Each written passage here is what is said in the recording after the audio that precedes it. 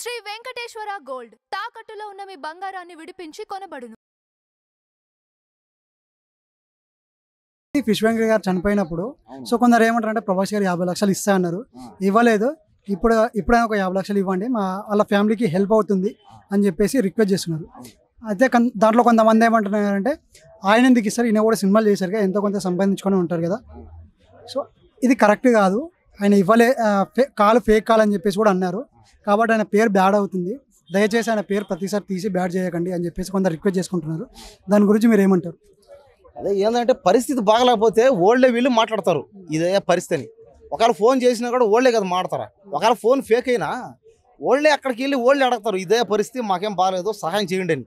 కాబట్టి ఫేకులు ట్రోళ్ళు ఇంత ఇస్తున్నారు అంత ఇస్తున్నారు కరెక్ట్ కాదు, ఇది అలా అంటూ ఉంటారు, అన్ని వాళ్ళు అంటూ ఉంటారు. కానీ ఇంకోటి ఏంటంటే ఒక మనిషిని పట్టుకొని అట్లా అడగడం కూడా కరెక్ట్ కాదు, అది మనమే సంపాదించాలా. కానీ ఏంటంటే ఆయన పెద్ద అయినా చనిపోయాడు, కాస్త పరిస్థితి బాగాలేక ఏదో ఫేమస్ అయినాడు, కానీ అతను ఒక్కడే ఫ్యామిలీ ఉంది, ఆడపిల్లలు ఉన్నారు. కాబట్టి ఏంటంటే వాళ్ళ భార్య ఉంది, ఆయన పిల్లలు ఉన్నారు, ఆడవాళ్ళు ఉన్నారు. పాపం ఎంతో కొంత ఆయన దాకపోయిందంటే ఓళ్ళే వీళ్ళు వాళ్ళ సహాయం చేస్తారు, చేయకుండా బారు, కానీ వెళ్ళి అడిగితే చేస్తారు. అది వాళ్ళ దాకా పోయిందో పోలేదు అది. కాబట్టి ఏంటంటే ఇంకొక మనిషిని కూడా అడగడం కరెక్ట్ కాదు ఇది. ఎందుకంటే ఎవడైనా ఎంత ఇస్తారు చెప్పండి. ఇప్పుడు వాళ్ళ దగ్గర 1000 కోట్లు ఉన్నాయి, అట్టని వాళ్ళు వచ్చి అందరికి ఇవ్వలేరు కదా, నీ కోటి అని ఎలా ఇస్తారు ఎవరైనా? ఎవరు ఒకవేళ వాళ్ళంతకు వాళ్ళు ఎందుకు ఇస్తే మనం తీసుకుంటే వేరు.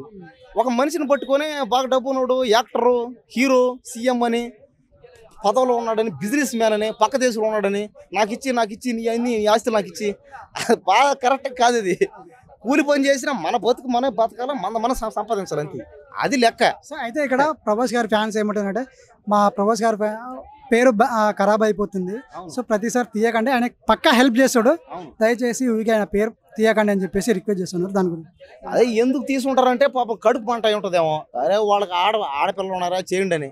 అతను కూడా ఎంతో కొంత సంపాదించే ఉంటాడేమో తెలీదు నాకైతే అది. కానీ వాళ్ళంతగా వాళ్ళు వచ్చి అడిగితే ఖచ్చితంగా చేస్తారు, వాళ్ళు చేయకుండా పారు, అది వాళ్ళ ఇష్టం. మళ్ళీ ఇప్పుడు వాళ్ళు వెళ్ళి అడిగారు అనుకో, చేస్తే చేస్తారు, చేయకపోతే చేయరు, అది వాళ్ళ ఇష్టమే, మనమేం చేయలేము.